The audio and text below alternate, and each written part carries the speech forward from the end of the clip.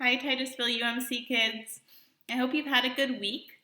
We are in the fourth week of our series called Come to the Table. So this is the last week that you have activities for from that package that we sent out to you. So that means that next week you'll be getting a new package with more activities for the next few weeks. And I hope you've enjoyed this time that we've had together.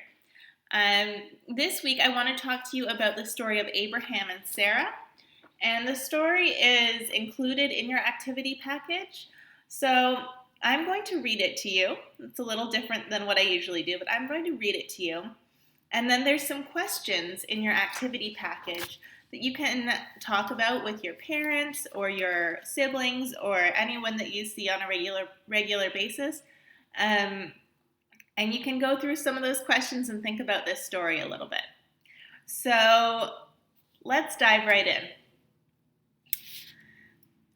There was a man named Abram and a woman named Sarai, but they have just been given brand new names. God told them to change their names to Abraham and Sarah. One day, Abraham was sitting by his tent, wishing that he and his wife Sarah had a son of their own. They had wanted children for a long time, but they hadn't had any yet. He remembered that God had promised, "I am going to give you children, Abraham." But that was such a long time ago. Would God keep God's promise? Abraham hoped so. He wanted a son very much. Abraham's wife Sarah wanted a son too. But she did not think God would keep his promise. "I'm too old to have a baby," she said to herself. "I'm almost 90 years old." Can you imagine? My grandmother's 90, so that probably means your great-grandmother, your great-great-grandmother would be 90. Imagine someone that old having a baby. It was an extremely hot day, and then the sun was beating down, and no breeze was blowing. Suddenly Abraham looked up and saw 3 travelers coming towards his tent. Abraham bowed to the travelers and said, "Hello, please stay a while and rest under these trees near my tent. It's cool and shady here. And if you will rest a while, I'll bring you water to wash your tired, dusty feet and give you something to eat and drink." Then the visitors accepted Abraham's kind offer and settled down in the shade of the trees. "Thank you," they said. Abraham hurried into the tent. "Sarah," he cried, "we have visitors.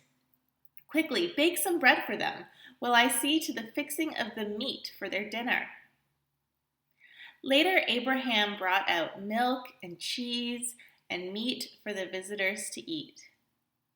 While they ate, Abraham stood nearby. One visitor said to Abraham, "God is going to keep God's promise to you. When I come to visit you next year, Sarah will have a baby boy." Sarah was inside the tent listening to the men talk. She laughed to herself. "That's impossible," she thought. "Abraham and I are much too old to have children."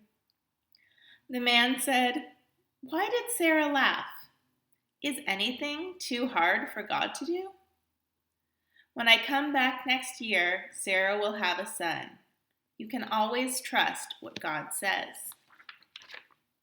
Sarah was incredibly surprised that the visitors knew what she was thinking. She had not said anything out loud, and yet they knew what she said to herself. These were not just ordinary visitors. One of the visitors was the Lord, and the other 2 were angels. What do you think Abraham thought when he heard this good news? He was incredibly happy. He knew his time of waiting would soon be over. He knew he could trust what God said. Why did the visitors come? Because God wanted Abraham to know about the baby. God wanted Abraham and Sarah to learn that they could trust what God said about a baby, and they could trust what God said about other things too. A year later, Sarah held a little baby boy in her arms. The baby's name was Isaac, which means laughter. Sarah was so happy she laughed. She had the little baby she had always wanted. When Isaac was born, Abraham was 100 years old, and Sarah was 90. Abraham was happy too. God did what God said he would do, Abraham said. We can always trust what God says. God has given us a fine baby boy. All right, so I am going to let you talk about that story with your family. The questions are here, and oops, there we go. The questions are here, and there's some other activities there as well. And I just wanted to check in on our last week of the challenge. Our challenge to do a random act of kindness. Let's see if I've got this down by now. Random act of kindness. Help someone who's struggling. Shoot. Oh, you got to help me out here. I know make someone laugh is the fourth one, but I can't remember the third one. Random act of kindness. Help someone who's struggling. Pay someone a compliment. And make someone laugh. So, of course, this week, Sarah laughed when the angels told her that she was going to have a baby because she was so old. But then when she did have the baby, she laughed because she was so happy.